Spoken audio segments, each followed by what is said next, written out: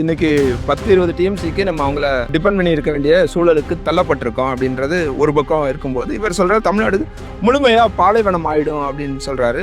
உச்சநீதிமன்றத்தில் சொல்லியிருக்கிறது பெங்களூருக்கான குடிநீர் தேவை. அந்த பெங்களூரை பற்றி குறிப்பிடும் போது உச்சநீதிமன்றத்தினுடைய தீர்ப்புல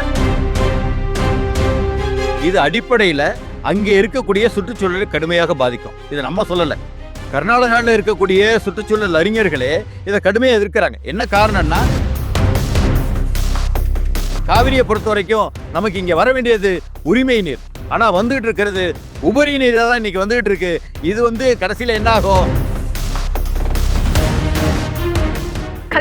தமிழ் மேட்ரிமோனிக்கு தேங்க்ஸ் சொல்லணும். எனக்கும் தான் தேங்க்ஸ் சொல்லணும். 26 வருஷத்துக்கு முன்னாடி இதே தமிழ் மேட்ரிமோனி மூலமா தான் இவ அம்மாக்கும் கல்யாணம் பண்ணேன். கல்யாணம்னாலே தமிழ் மேட்ரிமோனி தான்.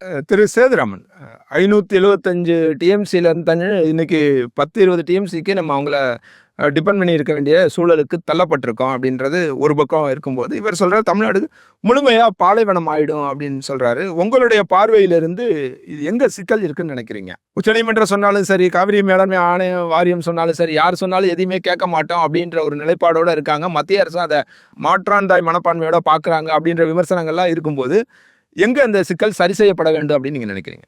சிக்கல் சரி செய்யப்பட வேண்டிய இடம் இன்னும் நிறைய இருக்குது அப்படின்னு தான் பார்க்குறோம். அதுக்கு முன்னதாக மேகதாது குறித்து ஒரு சில விஷயங்களை நான் பரிமாற விரும்புகிறேன். சுப்ரீம் கோர்ட்டினுடைய 2018 தீர்ப்பில் 2 விஷயங்கள் தெளிவாக கொடுக்கப்பட்டிருக்கு. ஒன்று என்ன அப்படின்னு பார்த்தீங்கன்னா, அந்த ட்ரிபியூனல், அதாவது 2007 வந்த ட்ரிபியூனலுடைய தீர்ப்பு என்பது ஹார்மோன் டாக்டரின் அடிப்படையில் ஏற்படுத்தலை அப்படின்னு சொல்லி. அந்த ஹார்மோன் டாக்டரின் என்ன அப்படின்னா, அமெரிக்காவில் இருக்கக்கூடிய கலிஃபோர்னியாவில் ஒரு மாநிலத்தில் அந்த முறையில் எந்த இடத்துல நதி உற்பத்தி ஆகுதோ அவர்களுக்கு தான் அதற்கான உரிமை இருக்குன்றத ஒரு தாக்கிது. இது கிடையாது அப்படின்னு மறுத்து உச்சநீதிமன்றமே 3 வழிமுறைகளை இதில் ஃபாலோ பண்ணியிருக்காங்க ட்ரிபியூனலில். அதை நாங்கள் வரவேற்கிறோன்னு இருக்காங்க. ஒன்று ஹெல்சிங்கி தான் இப்போ சொன்னது, அதாவது லோயர் ரிப்பாரியன், அதாவது கடைமடை பாசனம் வரைக்கும் அந்த நதியினுடைய உரிமை இருக்கு அப்படின்றது ஒரு விஷயம். ரெண்டாவது கேம்பியோன் மெத்தட் அப்படின்னு சொல்லி இத்தாலியில் இருக்கக்கூடிய 1999 ஐநா சபை மூலமாக கொண்டு வரப்பட்டது. அதில் குறிப்பிடக்கூடிய அம்சம் என்னன்னா, அந்தந்த பகுதியில் இருக்கக்கூடிய நிலத்தடி நீர் உள்ளிட்ட விஷயங்களையும் கணக்கில் எடுக்கணும் அப்படின்னு சொல்லி. மூன்றாவது விஷயம் என்ன அப்படின்னு பார்த்தீங்கன்னா, பெர்லின் மாடல் அப்படின்னு சொல்லி. அந்த பெர்லின் மாடல் என்னென்ன, இன்னைக்கு இருக்கக்கூடிய தட்பவெப்பநிலை மாற்றம், காலநிலை மாற்றம், இதுக்கெல்லாம் உட்படுத்தி அந்த எந்த பாதிப்பையும் இது ஏற்படுத்திடக்கூடாது, நதிகளில் ஏற்படக்கூடிய மாற்றங்கள் அப்படின்னு சொல்லியிருக்காங்க. இப்போ நீங்கள் வேடிக்கையான விஷயம் என்ன அப்படின்னா, உச்சநீதிமன்றத்தில் சொல்லியிருக்கிறது பெங்களூருக்கான குடிநீர் தேவை. அந்த பெங்களூரை பற்றி குறிப்பிடும் போது உச்சநீதிமன்றத்தினுடைய தீர்ப்பில் 1/3 ஆஃப் தி பெங்களூர் தான் காவிரியினுடைய பேசினில் இருக்குது, பாக்கி பேசினை விட்டு தள்ளி தான் இருக்குன்றதை குறிப்பிட்டிருக்காங்க. அதற்கான தேவையாக 4.75 டிஎம்சி அதற்கான நாங்கள் ஒதுக்கீடு பண்ணுறோம் அப்படின்னு சொல்லியிருக்காங்க. ஆனால் அணையினுடைய அளவு 67.17 டிஎம்சிக்கான கொள்ளளவில் அணை கட்டுறாங்க. இதனுடைய நோக்கம் அவங்க சொல்றது 400 மெகாவாட்டான கரண்ட் உற்பத்தி பண்ணுறது, அதுபோல் குடித நீர்ன்றாங்க. இது அடிப்படையில் அங்கே இருக்கக்கூடிய சுற்றுச்சூழலை கடுமையாக பாதிக்கும். இதை நம்ம சொல்லலை, கர்நாடகாவில் இருக்கக்கூடிய சுற்றுச்சூழல் அறிஞர்களே இதை கடுமையாக எதிர்க்கிறாங்க. என்ன காரணம்னா, அந்த நீர்த்தேக்க பகுதின்றது கிட்டத்தட்ட ஒரு 12,000 ஏக்கரில் அங்கே இருக்கக்கூடிய அதி முக்கியமான வனப்பயிர்கள் உள்ள நுழைய முடியாத கனகங்கள் இருக்குது, அதில் பாதிக்குது. அங்கே இருக்கக்கூடிய பயோடைவர்சிட்டி அங்கே கடுமையாக அஃபெக்ட் ஆகும் அப்படின்ற ஒரு விமர்சனம் அங்கே இருக்கிறது நம்ம சேர்த்து பார்க்குறோம். மேட்டூர் அணை 1934 நடைமுறைக்கு வந்தது. இப்போ நடைமுறைக்கு வந்த காலகட்டத்திலிருந்து ஜூன் 12 நமக்கான திறப்பதற்கான காலகட்டம். ஜூன் 12 திறந்திருந்தா நாம இங்கே உட்காந்து பேச முடியாது. இங்கே நீருடைய போக்கு கடுமையாக இருந்திருக்கும். இந்த இடத்துக்குள்ளேயே நம்ம வந்திருக்க முடியாது. எப்படி இருக்குன்றதை நீங்கள் சுற்றி பார்க்குறீங்க.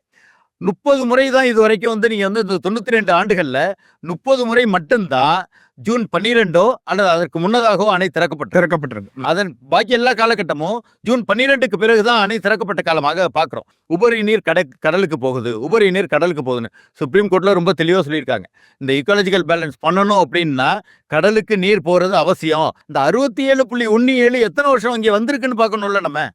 அப்படி நம்ம கணக்கெடுத்தோம்னா 92 வருஷத்துல 67.16 டிஎம்சிக்கு மேல உபரியாக நமக்கு தமிழ்நாட்டு எல்லைக்குள்ள வந்தது பார்த்தீங்கன்னா 18 ஆண்டுகள் மட்டும்தான் வந்திருக்கு. 0லேருந்து 10 டிஎம்சி வரைக்கும் உபரியா இங்க வந்த தண்ணீர் எவ்வளவு அப்படின்னு பாத்தீங்கன்னா ஒரு 26 ஆண்டுகள் வந்திருக்கு. ஏனைய ஆண்டுகள் இந்த 44 ஆண்டுகளை தவிர பாக்கி இருக்கக்கூடிய 48 ஆண்டுகள் இங்க பற்றாக்குறையா தான் நமக்கு வந்து தண்ணி வந்துட்டு இருக்கு. அப்ப இந்த வாதமும் எடுபடாது. ஏன்னா நீங்க வந்து 2022ல வந்து நமக்கு வந்து மே 29 நம்ம அணையை திறந்தோம். ஏன்னா அன்னைக்கு வந்து தென்மேற்கு பருவமழை மிக சரியாக வந்தது. இன்னைக்கு எல்னினோ போன்ற மாற்றங்கள் வரும்போது நமக்கு பருவமழை சரியாக சாதகமாக இல்லாத சூழல்ல இங்க உபரிநீர் அப்படின்ற வார்த்தைக்கு அர்த்தம் இல்லை. அதனால 67.16 டிஎம்சி சேகரிக்கக்கூடியது அந்த அணை அங்க தேவையில்லை அப்படின்றது தான். அதே சுப்ரீம் கோர்ட்ல அந்த வெர்டிக்ட்ல கொடுத்திருக்க இன்னொரு முக்கியமான விஷயம் என்ன அப்படின்னு பாத்தீங்கன்னா, கேரளால வந்து 30 டிஎம்சி ஏற்கனவே அலாட் பண்ணது ட்ரிபியூனல்ல.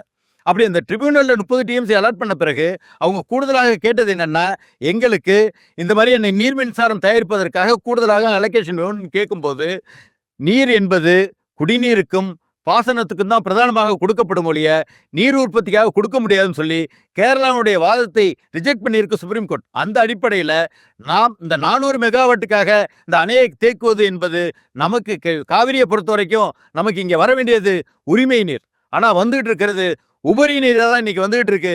இது வந்து கடைசியில் என்ன ஆகும், இந்த 67 கட்டியாச்சுன்னா இது உயிர் நீர் மாதிரி அங்கங்கே கொஞ்சோண்டு ஆற்ற நினைக்கிறதுக்காக தான் ஒரு மொழிய நமக்கான தேவையை பூர்த்தி செய்யாது. மேகதாது தேவையில்லை என்பதுதான் நம்முடைய கருத்து. இதுல தமிழ் மேட்ரிமோனிக்கு தேங்க்ஸ் சொல்லணும். எனக்கும் தான் தேங்க்ஸ் சொல்லணும். 26 வருஷத்துக்கு முன்னாடி இதே தமிழ் மேட்ரிமோனி மூலமா தான் இவ அம்மாக்கும் கல்யாணம் பண்ணேன். கல்யாணம்னாலே தமிழ் மேட்ரிமோனி தான்.